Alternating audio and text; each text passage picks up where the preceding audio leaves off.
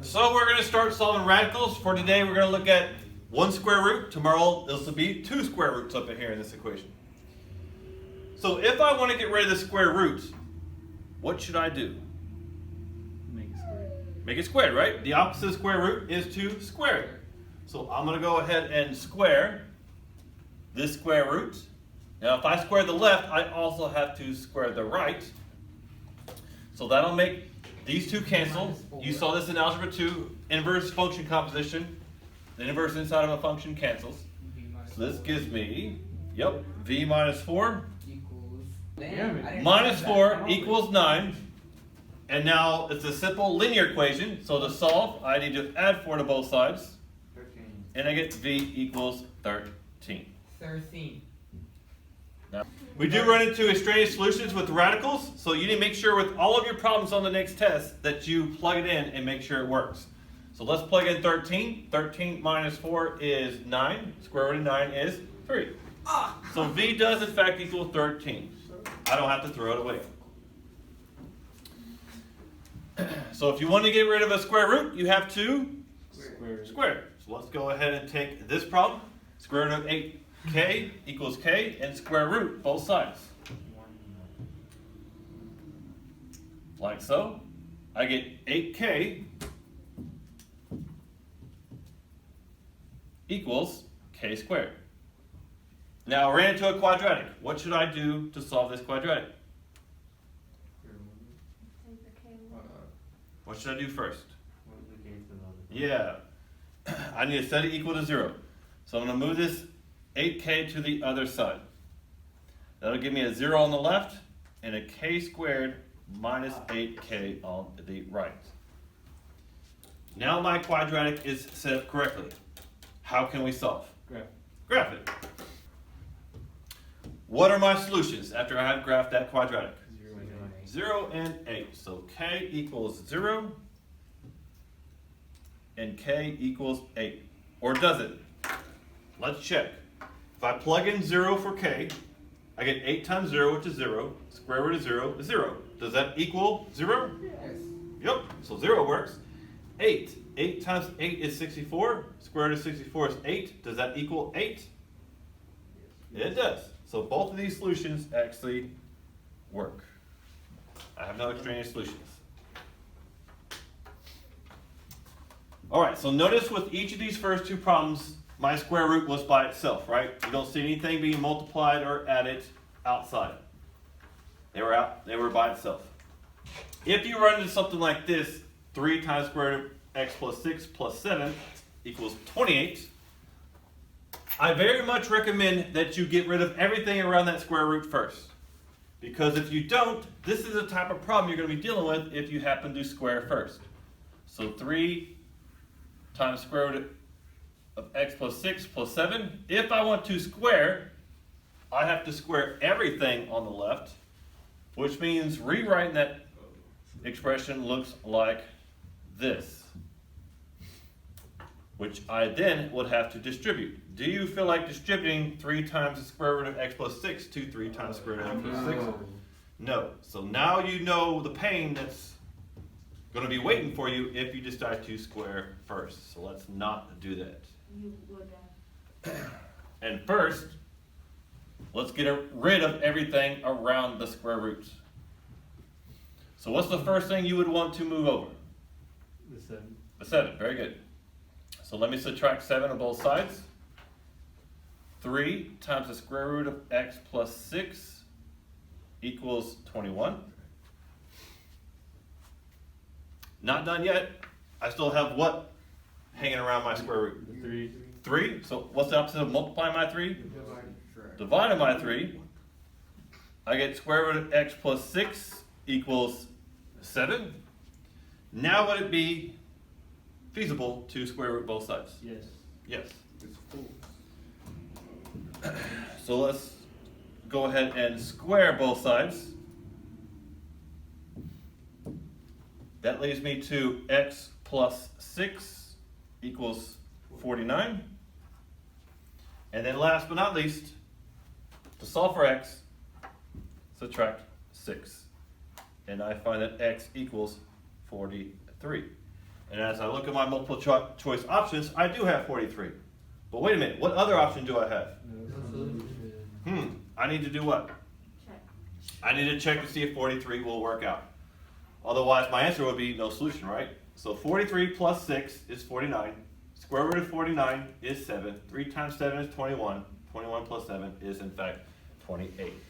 So, again, for this problem, I end up with, oops, You got all of that wrong. there you go. I end up with no extraneous solutions, so it is, in fact, 43. Why are you pressing it? Because I had to. The board's kind of messed up right now. Okay, so far, if you want to get rid of square root, Yep. square both sides. Yeah. If you happen to have anything attached to your square root, get rid of it first. I did. Follow me so far. Oh Lord, I already see Right. it come. I already see it I come. like Now we could rewrite square root, and it could look like this. Yeah, Square root, the same thing is 1/2 power. two. Hopefully you can kind of remember that. If not, 1/2 power is the same as saying the square root. So I can rewrite this to look for more familiar with what we've been working with. So the square root of 20 minus r equals r. These are the same thing. If you can remember earlier, we had done, we had worked with rational exponents, and let's see, the m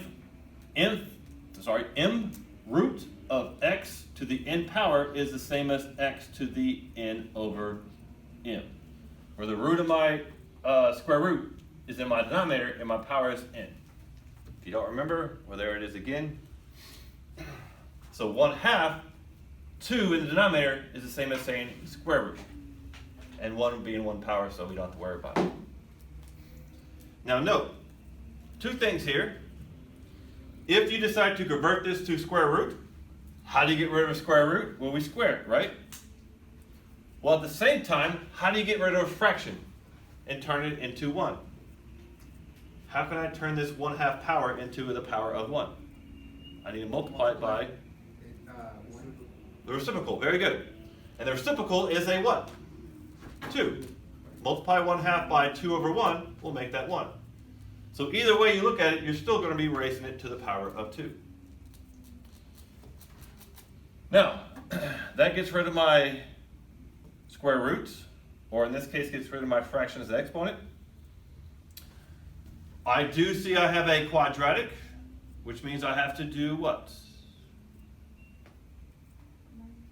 That's the equal 0. Have to equal 0, or get everything by itself on one side.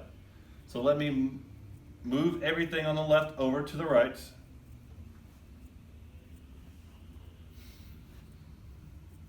That's going to give me 0 equals r squared plus r minus 20. Equals 0. And now I have a quadratic equal to 0. How should I solve it? Graph it. So let me go to my graph. Here we go. What are my solutions for r? -5 and 4. Those are my x-intercepts. So r equals -5 and 4. And before I circle that answer or bubble in that answer choice, what should I do? Check it. I need to check it. So let's see. -5. Does -5 work? I have the square roots. There you go. You want me to use a different color? You telling me shut up? Yeah. So square root, We need to go. What's that? there you go. Square root of 20 minus -5, does that equal -5? So these two negatives makes a positive, so 20 plus 5. 20 plus 5 is 25. Is the square root of 25 a -5? Yes. Wait, no. It's not, is it? Yeah. Square root positive 5 does not equal -5. So what do you say is the value of -5? What would you call this? No solution. No. You see? What kind of solution? Not a no solution, but a Contradiction. I don't know. extraneous, right? Anything that needs to be canceled out is an He extraneous. was like, Mm. I was thinking about the last. Contradiction, yeah, that's a contradiction, isn't it? Yeah. That's a contradiction type of equation. So if you get a contradiction, what that means is that's the extraneous solution. So now we got to really test number 4. And if 4 fails, then what would you say? No solution. No solution. Okay, right? So What did I say? negative square root Hey, of oh, we got 20 check. minus 4, does that equal 4? Am I white? You always have to check. How did I? Always have to check, yes. Because you see what happened if I didn't check. I would not have seen this, It is before. and I would have been wrong. Bruh. So this is square root of 16 equals 4, which is 4 equals 4. That's true. So 4 is true. So R does in fact equal 4. It does not equal a negative 5. Watch out when you're working with square roots. If you get a negative answer choice, So what do you call it? Watch out. what? It's not, it's a no solution, it's not that. It's not no solution, so the solution is R equals 4. So it's all. Yeah, it's just R equals 4. Because you have to throw this one away. Extraneous solution. All right, now let me have you try it. So go ahead and try this one right here. Square root of negative 10 plus 10p equals p. And check for your extraneous solutions. Let's check our work. So I have a problem with this square root. It needs to be gone. I can't work with square roots, so I'll go ahead and square both sides. That leads me to a new equation of negative 10 plus 7p equals p squared. And I notice I have a quadratic, which means I have to move everything to one side and set it equal to 0. So add 7, subtract 7p. Or sorry, add 10, subtract 7p. That gives me 0 equals p squared minus 7p plus 10. Hopefully you all got this far. So it's your what? And if you got this far, you should be able to solve it by graphing. From canvas. Chrome. I see that my solution is 2 and 5, right? I don't even know what's laid on. So P equals 2 and 5. Now we need to test to make sure these are not extraneous. So extraneous. So 7 times 2 is 14. 14 minus 10 is 4. Square root of 4 is in fact 2. So 2 works. 5.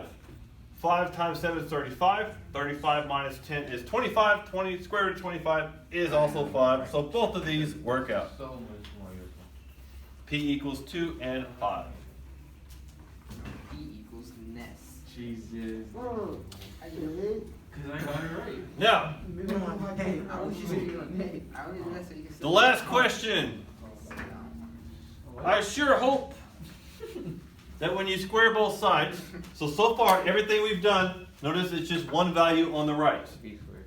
One value on the right. B squared. One value on the right. What happens if you have two terms that are bounded by an operation? Nothing changes. I'm still going to square both sides. Don't you gotta? But when I square both sides, please do not do this. That is 100% wrong. You parentheses and then. Yes.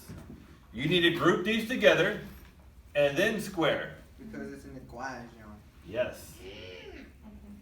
So, let me rewrite this as 2v minus 7, 2 feet. 2v, Oh, because our variable is v, equals, and I'll break this down into both factors. Oops. Where you get the B squared? What? Bro, what do you do? What's the V of sugar? What he said? V minus 3 times v minus 3. Like so. Oh, I was trying to write it. I'm here already. Now, if you want to distribute without, that's fine. Right? This is the same as this. I'm just rewriting this to help me distribute. So now I get 2v minus 7 equals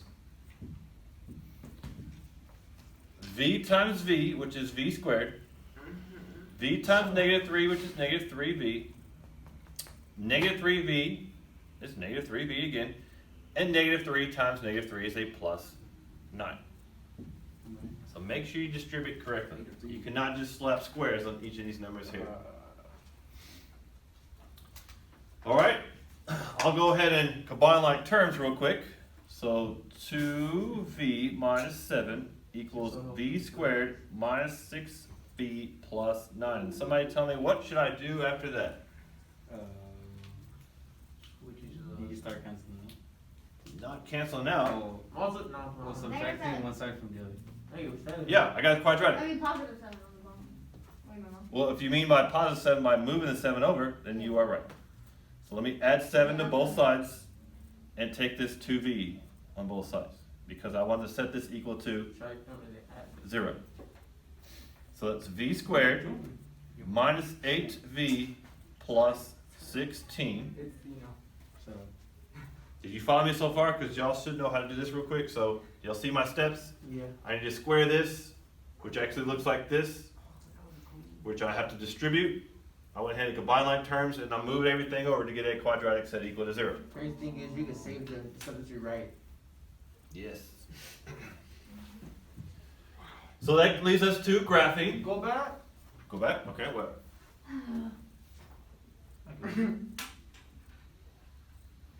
Oh, Okay. so y'all do know that I saved all my notes and I uploaded them on Yeah. Schoology. So I can say this as a PDF and I put it in Schoology on the day for I did not know Oh, well, Well, if you didn't Check. know that, then. I know you said the video. I put all the videos and I put all the notes that. I up. know the videos, but I didn't know the notes. I know the videos, but I didn't know the notes. Oh, okay. I only click on the videos just to see you. Now you know. So if we look at the graph, how many solutions do I have? 4. Four. Oh, cute. If you mean by 4 is my only solution, then you are correct. So V equals 4. 4. I was correct. V equals 4. Yeah, I don't have 2 solutions because that vertex hits on the x-axis. Oh, damn. Now let's test. Otherwise I have to throw this away and it's a no solution. 2 times 4 is 8. 8 minus 7 is 1. Square root of 1 is 1. So my left side is 1. Right side, 4 minus 3 is 1. So the left is 1, right's 1. 4 is an acceptable solution. So yes, V does in fact equal 4.